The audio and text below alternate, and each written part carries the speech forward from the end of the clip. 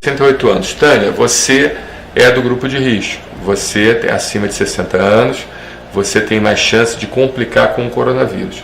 Se você está com uma tosse seca só à noite, impossibilitada de sair de casa, essa tosse alérgica, você precisa procurar uma orientação médica. Nós temos no nosso teleatendimento, desde o dia 19 de março de 2020, o Conselho Federal de Medicina autorizou o teleatendimento para pacientes que estão em crise e precisam de uma orientação médica justamente para controlar esse problema. Isso não é o ideal, isso é uma medida excepcional, muito bem tomada pelo Conselho Federal de Medicina, porém não é a medida ideal, mas pelo menos vai aliviar o seu quadro clínico. Liga para um dos nossos telefones e vai ser um prazer poder atendê-la. Bota aí novamente, Daniel.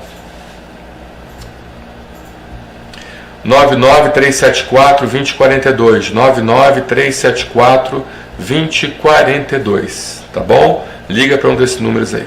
Vamos lá, Daniel.